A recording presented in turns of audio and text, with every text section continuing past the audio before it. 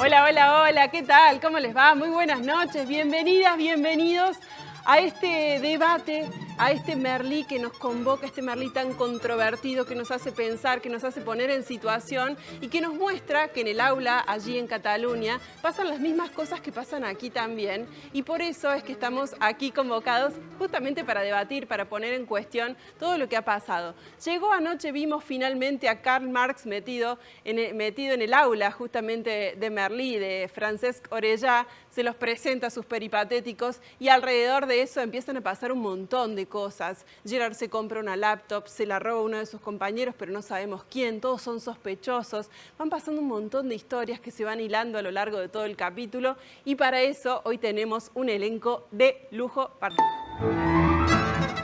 Bueno, voy a empezar a presentarlos de a uno. Está en nuestro piso César Marchesino, él es licenciado en Filosofía. Ya es habitué casi del programa. Bienvenido, César. Bueno, muchas gracias. Gracias por sumarte.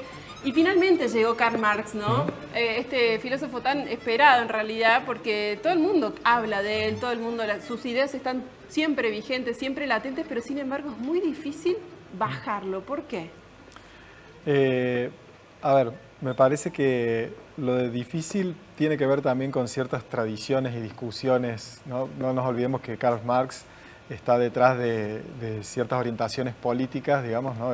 Hay un movimiento político que responde al marxismo, pero si uno piensa en Karl Marx como filósofo, yo diría que no es tan complicado, ¿no?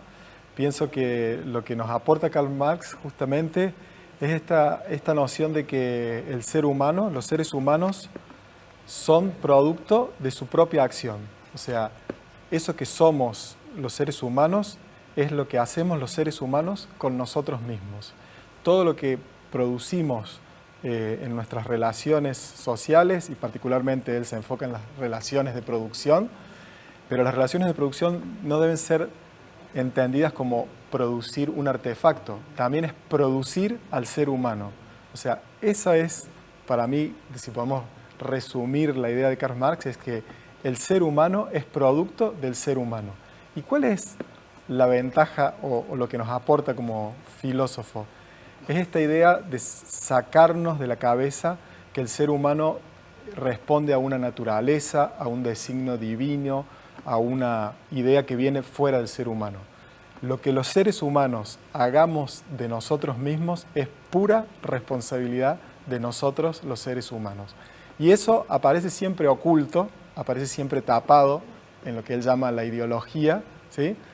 ¿Por qué? Porque si nosotros somos conscientes de esa idea, bueno, hay muchas cosas que se empiezan a mover, ¿no? Hay muchas cosas que se empiezan a transformar. Bien, de eso vamos a estar hablando y también traído al debate del capitalismo. Y como contracara al capitalismo aparece el tema del robo, porque Gerard se compra una laptop y alguien se la roba, no sabemos quién. Y por eso lo voy a presentar a él, voy a presentar a David González. Él es psicoanalista de la Universidad Nacional de Córdoba, especialista en cine, en series y en psicoanálisis. Bienvenido, David, gracias por sumarte. Gracias a vos, Sole, a la producción por la invitación. Es un gusto estar de nuevo acá por tercera vez. David, Sí. te pregunto, ¿todos somos sospechosos siempre de algún crimen? Me parece muy divertida tu pregunta y muy interesante porque efectivamente, hoy por hoy vivimos en una época donde ya los ideales que sostenían muchas autoridades están venidas abajo. Y lo que aparece como lado B de eso es todo lo que antes se ocultaba y un montón de dispositivos de control. Vivimos en una sociedad de control para muchos sociólogos, muchos autores, en una sociedad de control que nos da la ilusión de poder hacer con aquello que es lo más oscuro de cada uno. Cuando se conecta, sabemos que alguien se puede conectar o desconectar a la hora que la tenemos disponible, a través de las redes sociales, a través de WhatsApp, cuando se conecta, si vio o no vio mi mensaje, si le llegó, si me clavó el visto, lo que sea. Y eso hace que al final todos terminamos siendo culpables de algo, o de no responder un mensaje, o de una falta de respeto, o de lo que sea. Todo, hoy por hoy, los dispositivos que tenemos hacen que todos seamos finalmente en algún punto culpables de algo, y lo vemos también que también es una posibilidad de de producción de contenidos. Eso, digamos, la corrupción, por ejemplo, hoy por hoy en la política, es un lugar donde el cual se saca y se saca y se sacan contenidos sin parar. Bien, bueno, de todo eso vamos a estar hablando esta noche. Voy a presentarla a ella. Ella es Janet Saltanovich, psicopedagoga, vicerrectora de la Escuela Juan Mantovani. Bienvenida, Janet. Hola, Soli. Qué lindo tenerte otra vez aquí. Gracias. Vimos ayer a una Silvana, anoche vimos a una Silvana que estaba orgullosa porque se había cruzado con 2 egresados de la escuela que habían elegido estudiar historia en la universidad justamente porque ella había influido sobre ellos. Y ella se pavoneaba con eso. ¿Es el objetivo de la docencia, contagiar a los alumnos, a las alumnas, el espíritu de la materia para que después continúen en ese camino? Y sí, Sole, la verdad que la escuela tiene como una función y a veces decimos un currículum oculto que tiene que ver, la función principal es transmitir conocimiento, pero nosotros sabemos que la mayor satisfacción de un docente es transmitir la pasión por el conocimiento.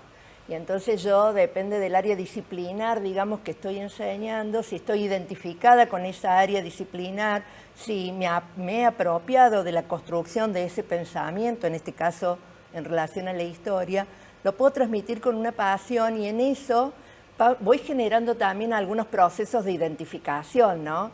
Por un lado con el conocimiento y por otro lado con la persona, con el sujeto docente, digamos, en relación a su vida, a su forma a su comunicación, a su expresión, a su forma de transmitir, digamos, esto. Entonces, la verdad que en un punto es placentero para un docente saber que hay estudiantes que eligen el oficio de uno, que eligen la profesión, que eligen el área disciplinar con el que hemos estado trabajando, porque transmitir esa pasión por ese conocimiento disciplinar es lo primero, lo más fundamental, lo que hace a la esencia, digamos, del vínculo docente-estudiante. También sabemos que hay otras figuras identificatorias que generan también ese deseo por estudiar, y después a los chicos y a las chicas les pasan un montón de otras cosas. Por supuesto. Pero como inicio está muy bueno. Vale, bien. Y gracias a la tecnología hoy nos vamos a poder asomar a un aula de San Francisco, porque tenemos del otro lado a Luciana Ron. Ella es docente de psicología allí en San Francisco, coordinadora también de curso. Bienvenida, Lu. Hola, buenas noches. Gracias por sumarte. Por la invitación. Muchas gracias por la invitación. Hemos visto a lo largo de de estas 3 temporadas, porque ya vamos avanzada a la tercera, a un Merlí que es mucho más que un docente, ¿no? Es un Merlí que trasciende la figura del docente tradicional, por lo menos como lo conocemos. ¿Todos quieren ser Merlí en un punto? Yo no puedo hablar por todos. Yo creo que todos los docentes sí cumplimos un rol que es mucho más allá de la transmisión del conocimiento. En mi caso soy coordinadora de curso, así que más todavía estamos mucho más cerca de los estudiantes, de la realidad de los estudiantes. Sobre todo en San Francisco somos una ciudad relativamente chica, entonces tenemos acceso presencial, podemos acercarnos, en el caso de este año de pandemia, acercarnos a los chicos de otra forma. Lo que sí yo he notado es que no sé si todos queremos ser Merlí, pero muchos estudiantes han querido tener a Merlí de profesor. ¿Y eso es factible? Y es muy difícil, es lo que yo decía siempre a los chicos, es una ficción. Es una ficción. Todos entregamos, creo, la mayoría, todo de nosotros y excedemos en la transmisión de conocimiento, pero el Merlí de la serie es muy difícil de llevar a la realidad. El Merlí que anoche iba a buscarlo a Joan a la comisaría, ¿no? Exactamente, y además un profesor que excede la figura del padre en algún caso, ya anteriormente con el mismo estudiante, cuando tuvo el coma alcohólico, excede la autoridad de un padre, no es real, pero que desearíamos abarcar un montón de otras cosas. Es cierto que a los chicos les gustaría tener a Merlí de profesor y en todas las funciones, es cierto. Bueno, después de ahí aplicarlo en la realidad es más dificultoso. Y que todos tuviéramos un buen guionista en nuestra vida como lo es Lozano de Merli. Bueno, hacemos la primera pausa aquí en este debate de Merli. Tras la pausa, por supuesto, vamos a empezar a desarmar este capítulo. No se vayan, ya volvemos.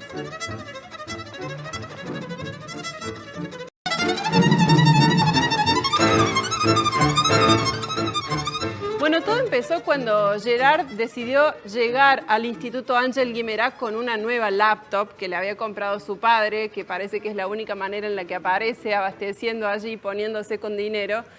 Y alrededor de eso empezaron a suceder un montón de situaciones. Lo cierto es que Merli aprovechó para introducir en el aula a Karl Marx. César, ¿siempre hemos vivido insatisfechos o se ve hoy más que nunca? Bueno, buena pregunta esa. Creo que en la sociedad de hiperconsumo en la que vivimos hoy, los niveles de insatisfacción son muchísimos más elevados, ¿no? que en los últimos, diría, 100 años, por así decirlo. Pero Karl Marx fue un gran crítico del capitalismo, como decíamos hace un rato, desnudó esa forma de sociedad en la cual quedan bien ocultas las condiciones de producción y queda sobre todo negado el lugar que ocupamos las personas en el proceso de producción y pasa a ocupar, en ese nombre tan extraño que es la fetichización de la mercancía, pasa a ocupar un lugar privilegiado lo que producimos, ¿no? Lo que nos producimos con las manos, de manera intelectual, lo que sea. Y al quedar como desligado, al quedar separado el productor, la productora del producto, parece como que las cosas tienen vida propia. Y las cosas, las meras cosas nos marcan, nos van orientando en lo que tenemos que hacer. Desaparecemos como sujetos, como productores, como productoras. Y lo que tiene importancia son las cosas, ¿no? Que es un poco lo que está ahí diciendo en la serie. Entonces, volviendo a tu pregunta, creo que el nivel de insatisfacción es mayor en esta sociedad de hiperconsumo. ¿Por qué? Porque las cosas son las que reinan. Y siempre vamos a estar frustrados porque desaparecemos totalmente como personas. Bien. ¿Sí? David, ¿somos esclavos de nuestra insatisfacción? Te lo pregunto como psicoanalista. Yo tendría que responder que sí. Incluso es un agente en la actualidad a través del cual las personas hacen, se relacionan, producen o estudian o lo que sea, que es un poco, si bien está la insatisfacción, es un poco de, bueno, ¿qué se hace con eso? ¿No? Es decir, si se termina siendo esclavizado y que todo lo que se obtiene rápidamente llega a un punto de obsolescencia, como son los productos que compramos, el capitalismo produce cosas obsoletas rápidamente, si vamos a estar en ese régimen, bueno, entonces sí vamos a ser esclavos de la insatisfacción. Bien, hasta ahí la teoría me encantó. Ahora le pregunto a las docentes de la sala si los y las chicas creen que por tener son. Te pregunto a vos, Janet, después le pregunto a Luciana. ¿Qué se ve en el aula? Depende también de los sectores, de los sectores sociales y de la construcción singular, digamos, en torno a esto del fetichismo de la mercancía. Es cierto que hoy por hoy, digamos, es como que tiene mucho más auge, pero es cierto también que son situaciones que a los chicos los van constituyendo en sus notas de identidad, ¿no? Y van poniéndole valor también, de acuerdo a un montón de otros elementos que ellos traen desde el mismo entorno familiar, desde la misma cultura familiar.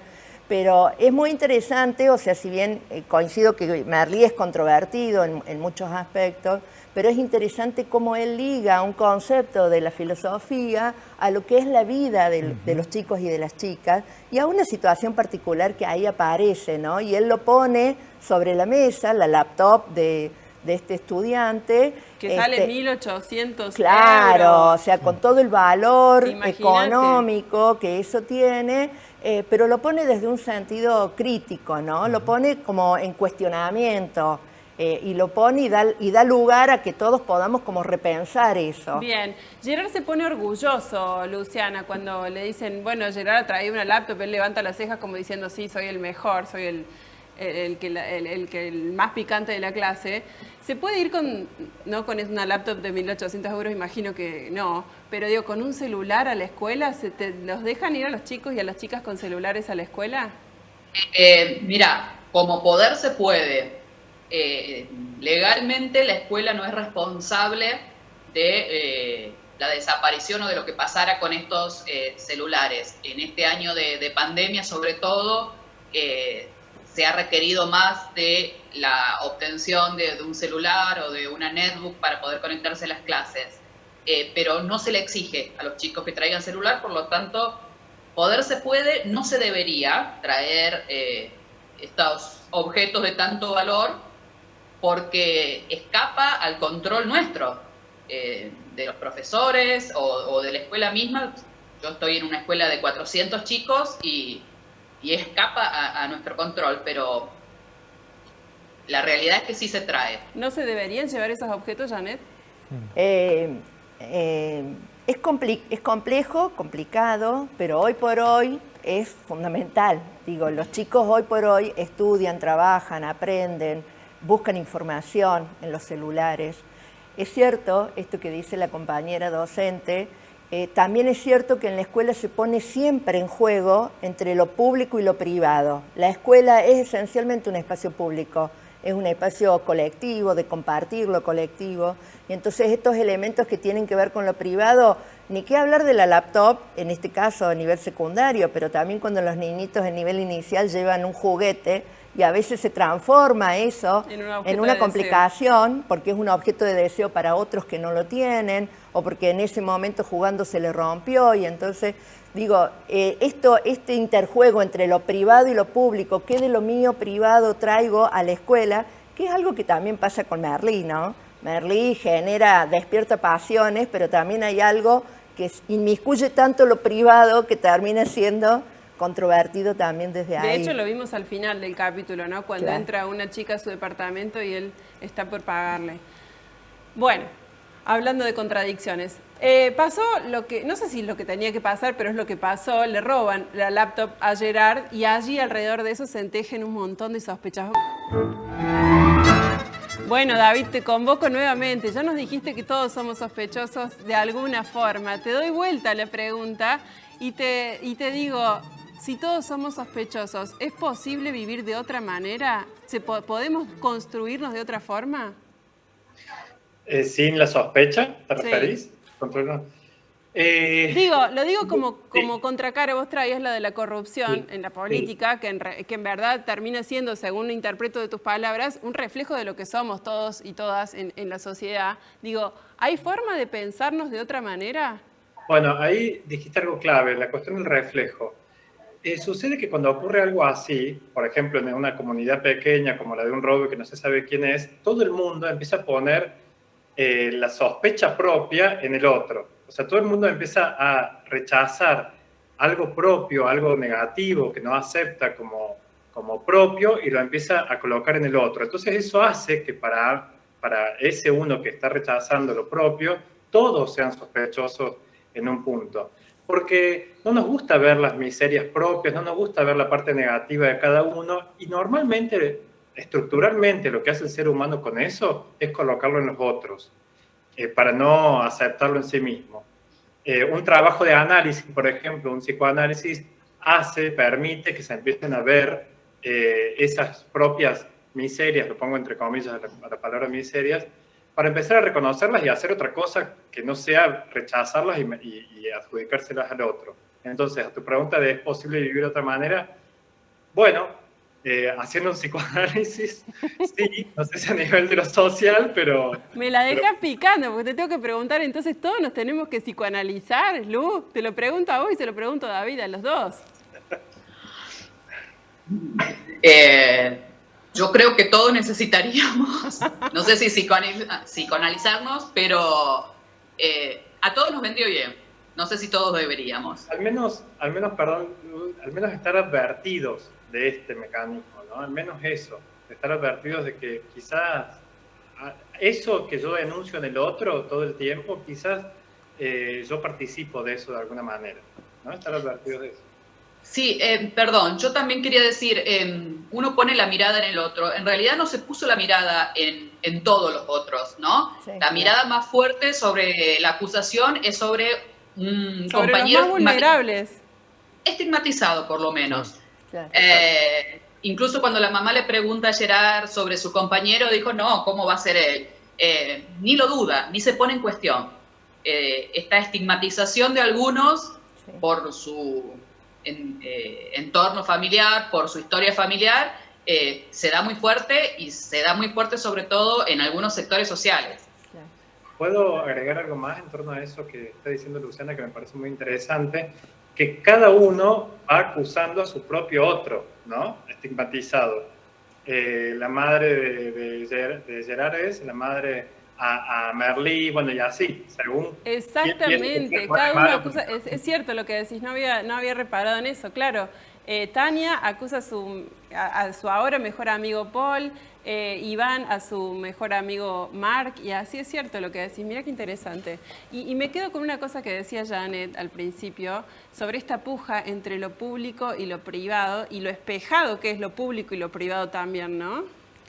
Sí, y eso ligado a esto de poner bajo sospecha, ¿no? Porque es algo que en educación siempre, de lo que siempre hablamos, digamos, o sea, la necesidad del vínculo de confianza y del vínculo de cuidado. Entonces, cuando aparecen este tipo de situaciones, cuando los niños son más chiquitos, en la escuela solemos decir, no hablemos de ladrón, no hablemos de robo, porque eso es encasillar, digamos, a las situaciones y a los niños, a las niñas, digamos, en algo en donde ellos están aprendiendo entre lo público y lo privado a cómo manejarse con esos elementos, con esas historias, con esas situaciones. La función principal de la escuela es de aprendizaje y es de enseñanza. Entonces, el poner bajo sospecha siempre nos lleva a un punto en donde hacer justicia. ¿Qué es lo más justo? Cuando en realidad lo que tenemos que hacer en la escuela es educar y educarnos, ¿no? Por eso la escuela misma a veces está puesta bajo sospecha, el vínculo docente-alumno, la función del docente, y es tan necesario que lo que pongamos en el centro sea el cuidado y la confianza. Una última preguntita para César, como para cerrar este tema. ¿Por qué era tan importante el tema del robo para Marx? Bien. Breve, si puede ser. Vamos a tratar de ser breve. Lo que decíamos hace un rato, ¿no? De que las relaciones de producción, dice Marx, que quedaban ocultas, ¿no? Y en esas relaciones de producción lo que Marx denuncia de una manera muy clara es que hay una apropiación, ¿sí? Una explotación de una clase por otra. Los productores se les quita esa fuerza de producción, se les apropia esa fuerza de producción y queda cosificada en los productos. Y Marx, entre otros, también terminan afirmando esta idea de que la propiedad es un robo. Esto puede sonar bastante fuerte, digamos, pero ¿por qué? Porque justamente la apropiación de los objetos por parte de algunos y algunas lo que hace es ocultar que detrás de esos objetos hay una cantidad de trabajo, ¿sí? De una enorme cantidad de personas que quedan ocultas, que quedan desdibujadas, que desaparecen. Y lo que aparece es el objeto, que es propiedad de unos pocos. Bien, ¿no? Me voy a quedar con eso. La propiedad es un robo, para ver si podemos ver con esos ojos al siguiente tape donde aparece Joan vendiendo sus apuntes. ¿Se hacen negocios en la escuela, Janet?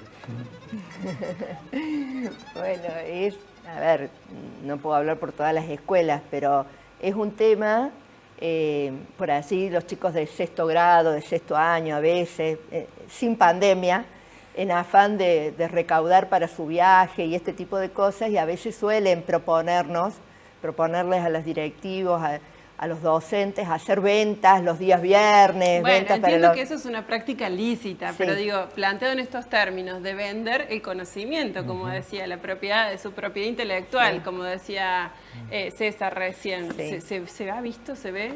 Y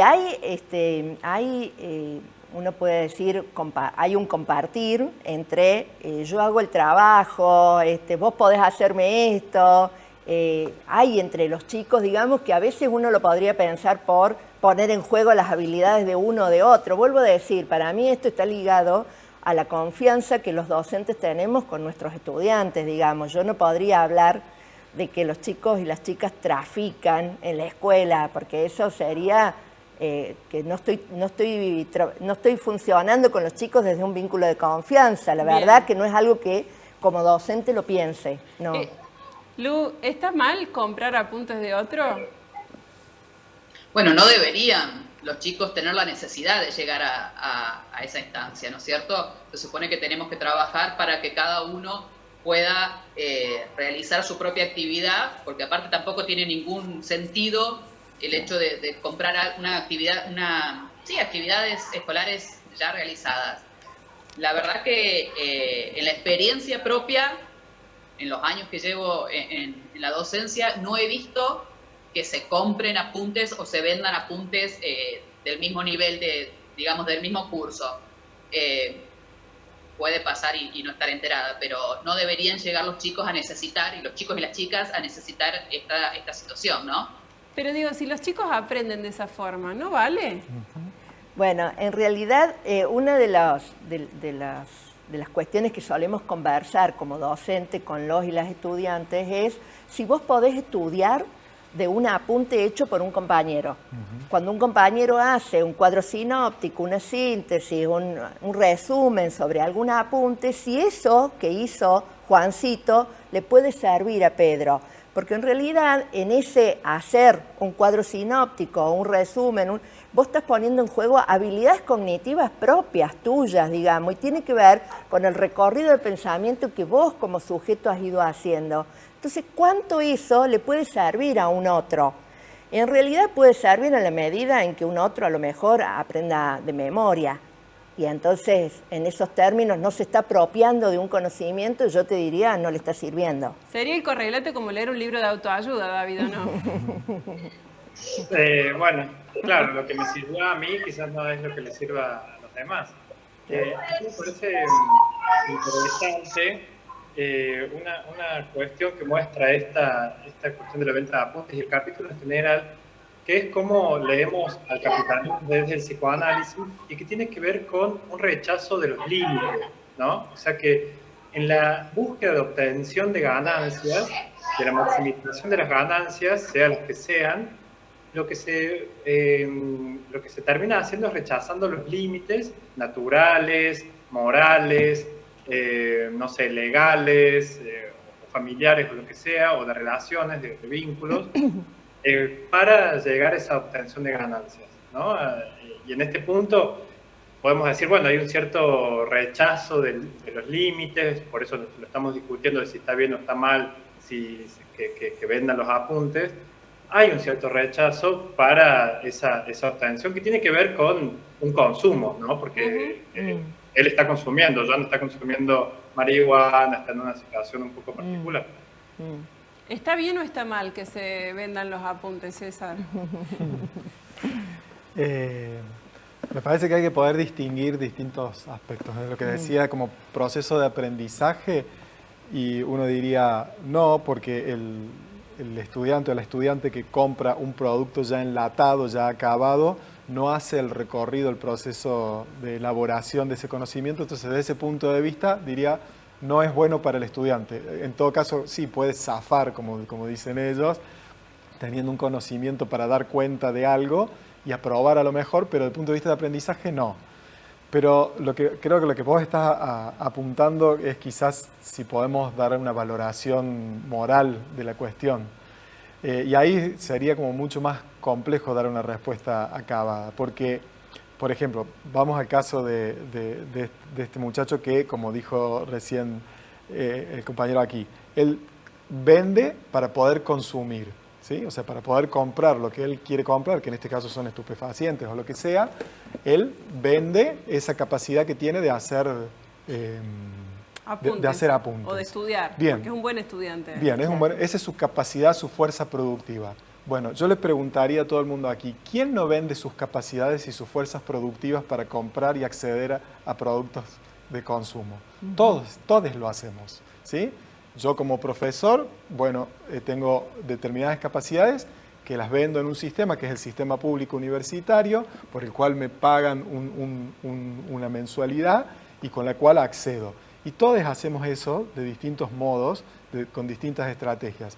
Entonces es como difícil aplicar una valoración moral, si lo miramos desde ese punto de vista. Claro. Que ese punto de vista sería el de Marx.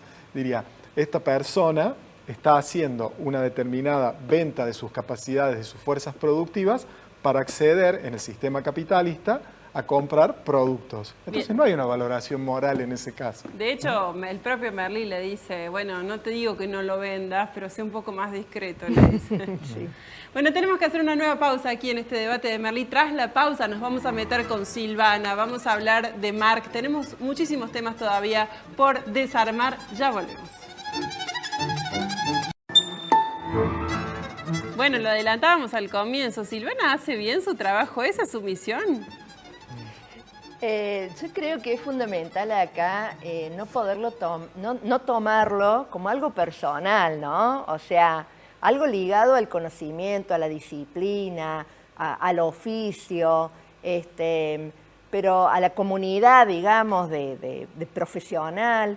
Pero ahí entra una competencia personal. ¿Y por qué justamente le hace mella a Merlí? Porque en realidad Merlí todo el tiempo está puesto en juego él, digamos, con su narcisismo y con su yo ahí puesto, jugándose todo el tiempo lo bueno, lo malo, ¿no? Y bueno, y acá justo encuentra a alguien que entra en competencia con él. Yo creo que, bueno, insisto, que acá el interés está puesto en transmitir la pasión por un conocimiento. Se supone que si yo soy docente de historia, estoy transmitiendo la pasión por el conocimiento de esta disciplina. Y entonces lo que se tiene que estar jugando pasa por ahí, no por yo, Janet Saltanovich, digamos, y la identidad conmigo persona, sino con la función que yo estoy cumpliendo. César, cuando transitabas aulas secundarias, ¿te ponías contento cuando encontrabas algún egresado que había dicho, bueno, estudio filosofía ahora, profe, gracias? Sí, la verdad que me ponía contento, pero sobre todo me ponía contento cuando sentía que el estudiante o la estudiante estaban haciendo algo que, como dice, que los apasionaba, digamos. Claro. Inclusive, bueno, como nosotros como profesores y licenciados en filosofía, damos una serie estamos habilitados a dar una serie de materias como antropología, sociología, ¿no? Y entonces también me he encontrado eso con estudiantes de tercer año de sociología, me dicen, bueno, como leímos a Marx en tus clases, empecé a estudiar sociología, ¿no? Entonces, sí, la verdad que hay un placer ahí, hay un gusto, pero sobre todo por ver a la persona apasionada con eso que está haciendo, independientemente del contenido en sí mismo, ¿no? O sea, me pasa a mí. Luciana, ¿coincidís con esto que estamos aquí diciendo en el piso? Un poco el objetivo de la docencia SS es imbuir a tus estudiantes de tus elecciones personales.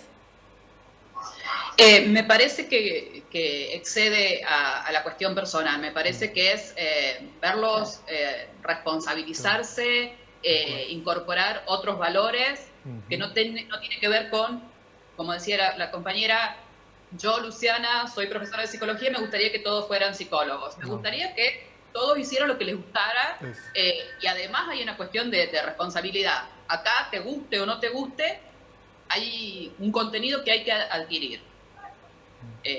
Todos hemos pasado por colegios, por universidades, donde nos gustan algunas materias un poco más, un poco menos. A veces por el profesor, a veces por el contenido. Bueno, va más allá de mi individualidad y de la individualidad de cada uno de los chicos y de las chicas, ¿no? Antes de pasar al siguiente tape, me viene a la cabeza una frase que dijo David en el bloque anterior, ¿no? Que por lo menos debiéramos estar advertidos de algunos mecanismos, y me parece a mí, en lo personal, que esa es una de las claves también de la docencia, ¿no? Advertir algunos mecanismos que, bueno, obviamente que van transitando por los distintos conocimientos. ¿Cómo lo ves vos, David?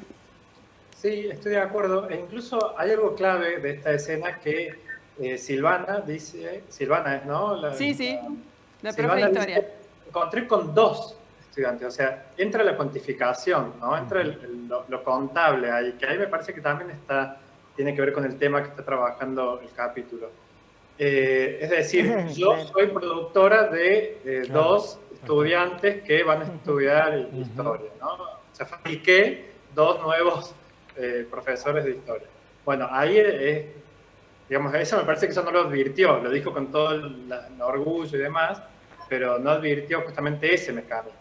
Y me parece que en la docencia, para decirlo muy rápidamente, la docencia y en muchos espacios, yo también soy docente de la universidad, la cuestión es poder lograr que se transmita un deseo orientado, ¿no? O sea, que hablaban del deseo, una orientación por el deseo, sea el que sea un oficio, sea una profesión, sea un estudio, sea un trabajo, sea una familia, sea el amor, lo que sea, digamos, que dé un sentido a una vida. Bien, acá en el piso coinciden cuando decías, cuando hablabas de la cuestión de la cuantificación, ¿no? Bueno, vamos a pasar al siguiente tape, al siguiente fragmento, que es cuando se produce una especie de debate en el famoso sillón que vimos anoche en el patio del parque de la escuela. Y bueno, se propone la idea de hacer una fiesta y hay algunos que deciden y hay otros que no. Pero puntualmente llama la atención de la respuesta de Gerard, que él dice que solamente puede decidir o ponerse en condición de adulto cuando su padre le da pasta, dice.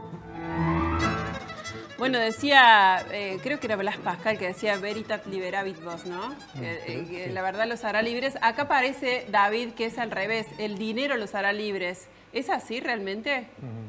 Bueno, es la propuesta de nuestro sistema, ¿no? Es decir, que aquel que tiene dinero tiene más poder, tiene más acceso, tiene más libertades de elección e incluso hasta libertades de no ir preso por alguna cuestión de corrupción, como decíamos hace un momento. Pero me parece que hay algo fundamental en tanto la serie, este capítulo muestra que lo peligroso que es o lo riesgoso que es confundir el deseo con un deseo que causa en la vida, un deseo que da sentido a la vida con el consumo, es decir, con el tener tal objeto, tener tal laptop, tener dinero, y a partir de ahí recién autorizarse a ser, ¿no? O a elegir, bueno, me parece que el capítulo también está mostrando esto, y sobre todo este fragmento, donde él solo se autoriza a decidir cuando tiene dinero, como si eso fuese una condición para decidir muchas veces. Una brevísima reflexión me gustaría de Janet, de César, de Luciana, de este fragmento que vimos. Sí, bueno, en la sociedad capitalista en la que vivimos, el dinero es el elemento que puede ser intercambiado por cualquier cosa, ¿sí? O sea, es la puerta de acceso. Es el equivalente general, ¿no? Así, es un equivalente en términos de teoría de Marx, que puede ser intercambiado por cualquier otro objeto. Y lo que nos hace el dinero es como nos da esa libertad o nos libera, porque volvemos a esto, porque nos apropiamos de esas fuerzas productivas, de esas capacidades productivas de los demás, y entonces mientras más dinero tenemos, más dueños somos, por así decirlo, ¿no? Entonces, esa es la libertad que me parece que aparece ahí en la frase de él. Dice, yo puedo decidir cuando tengo dinero, ¿no? Los jóvenes, las jóvenes se sienten adultos cuando tienen esta capacidad de tener dinero puntualmente. Y sí, Sole, en realidad la escuela y los jóvenes son un poco reflejo de lo que pasa en la sociedad, ¿no? También. También hay que tener en cuenta que la escuela tiene el poder de transformar y de revolucionar un poco también esas ideas. Entonces es muy interesante porque en ese sillón aparecen las historias de cada uno, ¿no? En la pequeña reacción que va teniendo cada uno con un objetivo en común, que es armar una fiesta, en ese pequeño comentario que cada uno hace, aparece la historia de vida de cada uno, y cada uno tiene una reacción en relación a esa historia de vida. Y no porque sí aparece en él, digamos, en este pibe, el tema del dinero y el tema de el dinero hace la felicidad, digamos. No aparecen todos, en la otra piba, yo me olvido los nombres de los chicos, pero en la otra piba que con mucha sonrisa dice nos vamos a divertir y a armar la fiesta y este tipo de cosas, y bueno, y en él aparece el tema del dinero. No aparecen todos, que eso también está bueno, porque entonces lo que está en la sociedad no es que estén todos nosotros. Bien, ¿no? te traslado la pregunta, Luciana, brevísima, en 10 segundos. ¿Es la puerta de acceso para convertirse en adultos el dinero? Evidentemente no. Y es lo que vos decías, la verdad, los ARA libres, lo que uno trata de transmitir es la educación, los ARA libres, y tienen la posibilidad acá en la Argentina de que la educación sea gratuita. Muchísimas gracias. Bueno, tenemos que hacer la última pausa. Tras la pausa, por supuesto, nos vamos a asomar a lo que va a pasar en el próximo capítulo. No se vayan.